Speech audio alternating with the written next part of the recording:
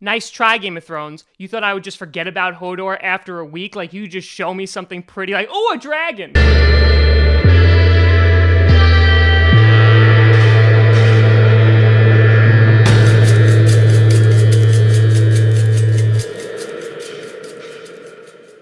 What's going on, everybody? Welcome to another episode of Game of Toms. I am your host, Tom Grossi, and today we are reviewing episode 6 of season 6, Blood of My Blood.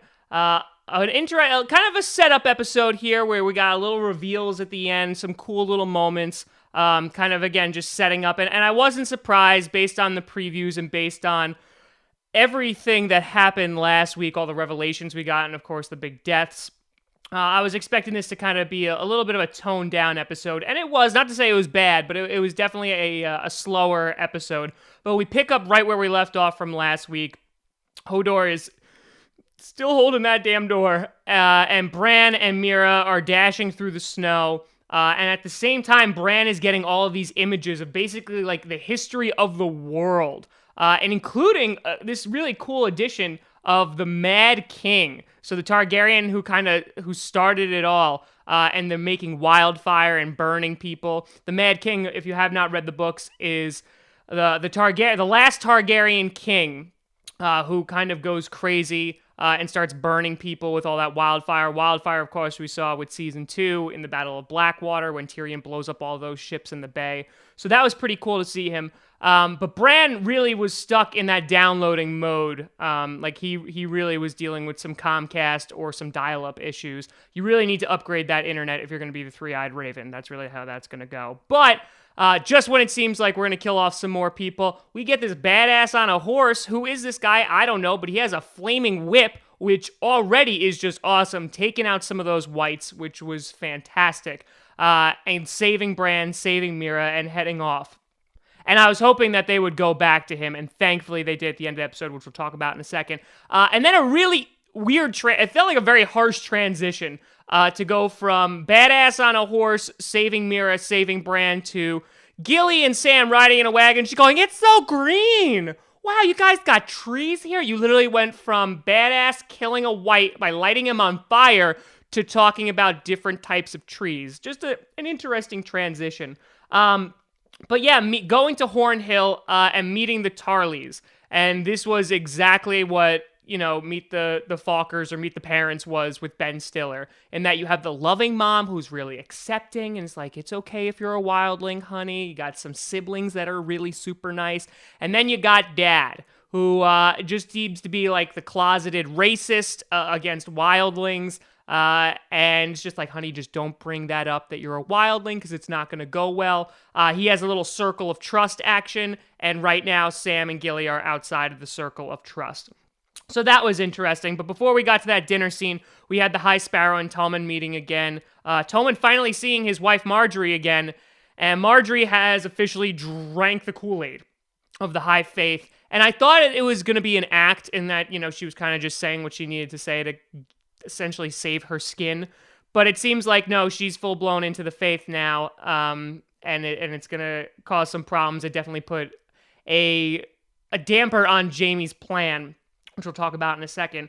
But it was funny when Tommen goes in, and Marjorie's like a completely different person. She's like, honey.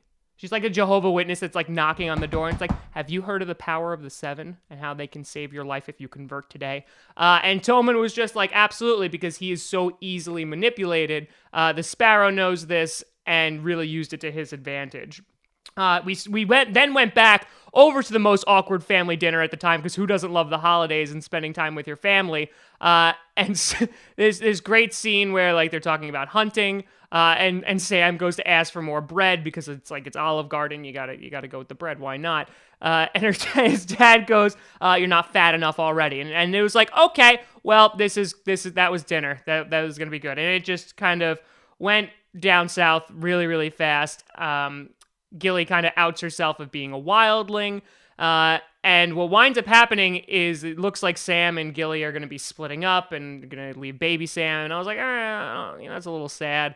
But he comes back, he takes Gilly, takes little Sam, and a little bit of an important note, he takes the sword, the family sword, which is made of Valyrian steel, which, if we remember, is, we're talking about Jon Snow's sword, can also, which is made of Valyrian steel, can kill the White Walkers because it's kind of crafted in dragon fire. So, might become useful later. I'm having a feeling that they didn't just introduce that sword just because.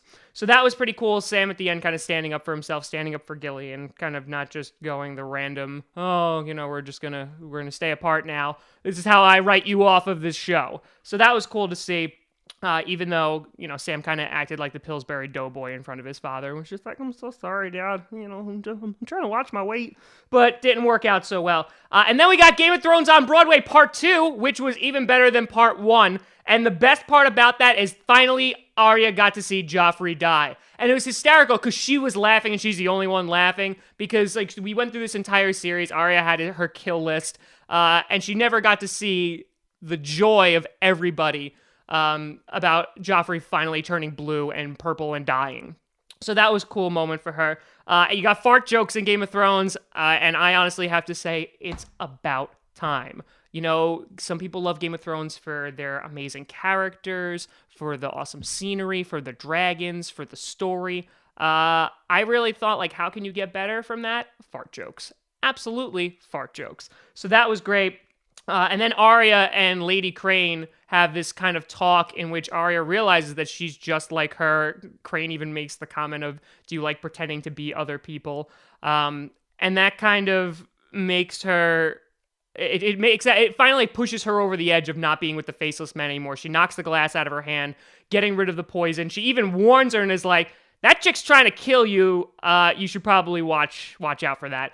And then she goes back and gets Needle! So Arya is officially back, and Jaqen puts a hit out on Arya, essentially, and saying, just don't make her suffer. But this was foreshadowed in the previous episodes that, if Arya didn't progress with this and kill the Lady Crane like she was supposed to, that she was going to end up being a face on the wall. So we'll see how that progresses. I doubt Arya is going to get killed off, but where does she go from here? I mean, what's she gonna do with the Faceless Men? I'm assuming what's gonna happen is she's gonna wind up killing that other chick, and I'm gonna be so happy about that because she's just annoying. But where does she go from here? Does she go back to Westeros? Who does she go look for? Should be interesting as we continue with the series. So at the same time, what you have is the Tyrells marching their big army into the middle of King's Landing to try and stop Marjorie from making her Walk of Atonement, which I know a lot of guys wanted to see, but unfortunately no Walk of Atonement there. King Tyrell, dressed up as a giant peacock with the thing on his head, makes a very anticlimactic speech, literally the opposite of Aragorn's speech at the end of Lord of the Rings.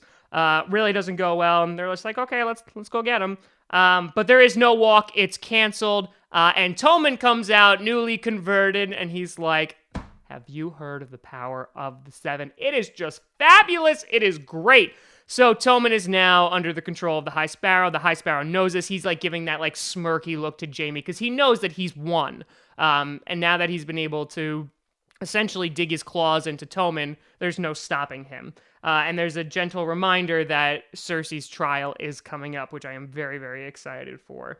And then Tommen winds up kicking Jaime out of the Kingsguard and sending him to Riverrun to deal with the Blackfish. Now, the Blackfish, talking about kind of talking back in Season 2, Season 3, we got a lot of old stuff coming back. We saw Walder Frey again, which was, the last time we saw him was the Red Wedding, and just in case you didn't hate him enough, he came back this episode and was like, oh yeah, I forgot. There was a time where you were just the most hated person on this show. It's crazy just how people, they're just like, oh, I hate you so much, but then you forget about them. But when they come back, you're like, yeah, I still want you to die. I don't know.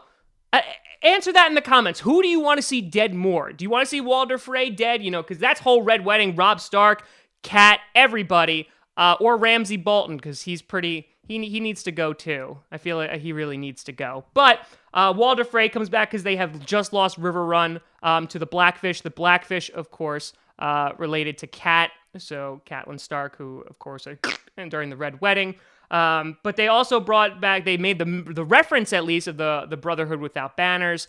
So it was cool to see all that kind of happen again. And we pulled out the Blackfish's nephew, who was the actual guy who gets married during the Red Wedding. So pulled him back out to kind of be leverage. So that'll be a kind of an interesting addition to next week. It seemed next week via the previews that we were going to kind of have a lot of river run action now that Jaime's been set over there. And then we had a scene with Cersei and Jaime. There was a Bran reference. Gotta love my Bran. But Cersei and Jaime, like, it would be such a great love story if they weren't related. Like, there's times where, like, if you showed that to anybody not watching the show, I'd be like, wow, those characters really love each other. There's a lot of passion. There's a lot of fire. There's a lot of heart in there. There's so much love. And then you tell them, yeah, they're brother and sister, and they're like, yeah, no, never mind. So it would be such a lovely story if that wasn't the case. But I always root for Jaime. I do like Jaime, and even though I hate Cersei, her character is so interesting that I can't help. Sometimes I'm like, you know what? I want to see her kick the High Sparrow's ass. I really do. Sorry, but they bring up that our trial is coming up. That she has the mountain. It is going to be a trial by combat. So that goes to show you, who do you think is going to fight for her? I have a theory on who I think that is going to be. If you want to, I guess, avoid spoilers, I don't know. This is my prediction. But I have a feeling that the Hound, who is the Mountain's brother, is not really dead. He'll be coming back sometime soon this season, and he'll be facing off against his brother. So that should be awesome if that's what happens. But Bran, who is called the new Three-Eyed Raven, the guy who finally reveals himself, is Benjen Stark, the guy who we have not seen since, episode 1, episode 2? Very beginning of the series, he goes out looking for White Walkers. They find him. We find out that he gets stabbed with an ice sword from a White Walker. The children find him. They heal him by putting dragon glass into his heart. And now, and this was just affirmed by the writers, that he is Cold Hands. Now, if you've never read the books before, Cold Hands is this mysterious character that you know nothing about. He rides this giant elk. I'll try to throw a picture in there. He rides this giant elk. He saves Sam and Gilly at one point in the books. He also saves Bran, and it was a cool little reveal because he came up in book 3. So a lot of kind of book readers were expecting him to pop up in season 3, but he did not. So it was really cool to see that Benjen Stark's getting mentioned once again. He calls Bran the new Three-Eyed Raven. And then this was a really cool moment, and I feel like Benjen is going to have a major role in the things to come. But I think now their goal is going to be heading back to the Wall. So I have a theory of what's going to happen momentarily. But the last scene, we got Dany kind of ending off the episode again, talking about the fact that they're going to need 1,000 ships. Where in the Iron Islands, we just had the guy say, Euron Greyjoy say that we're going to build 1,000 ships too, so we can give them to Dany and we can take over the world together. And then there's like some dust moving, and I was like, oh yes. I had a suspicion, and my suspicion were correct. It was the flying puppy Drogon, which was fantastic. He just came down, and he's like, it's my mommy, guys. My mom is riding my back. It's fantastic. Roaring, screaming. Dany gives a badass speech, really has the Dothraki behind her, and you feel like her story is finally coming to an end, at least on that side of the world, and we're finally going to go to Westeros. I would be shocked if by the end of this season, they're not on the boat or on the backs of dragons heading over to Westeros. And by the way, dragons, fantastic first viewing of them this season, and he's gotten so big. So I'm very happy about that. I love me some dragons, especially when they're killing all the puppies off. You got to go for the next best thing, which are the dragons. So overall, if I had to give this episode a rating, I would kind of give it like 8.3, 8.5, somewhere around there, in that it was a good episode. We got some cool revelations. Benjen Stark coming back, being revealed that he's Cold Hands is a big one. And again, it's kind of just setting up for the rest of the season, which I feel like is going to be a crazy, crazy finish. We have 4 episodes left. It's crazy that we're already halfway through, more than halfway through. So to take a look, I don't know if this is a spoilers, the titles for the last few episodes got released.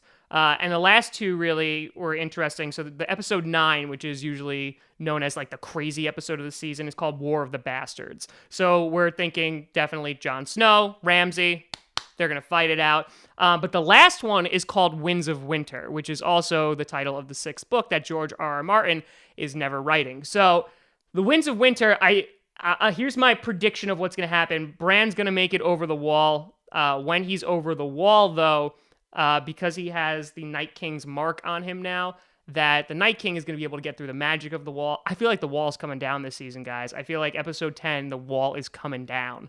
And it's going to end on that cliffhanger of just the Night King and the White Walkers are coming. What are you going to do? Next season and the season, because there's 2 more seasons left of this show, which just makes me very sad, but there was a rumor that it wasn't going to be 10 episodes. There's only going to be like 7 or 8 episodes. So we'll see for about that. But I feel like we're really, really starting to get to the end game here.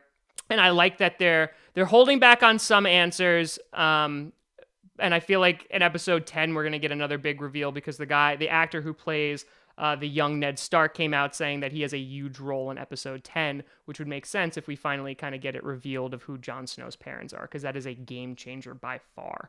So we'll talk about that as that comes. But I hope you enjoy this episode. Like and comment. What did you think about tonight's episode? A lot of crazy stuff is about to happen. I can assure you, it's going to be insane. But thank you so much for watching another episode of Game of Toms. I am Tom Grossi. Tune in next week. We out.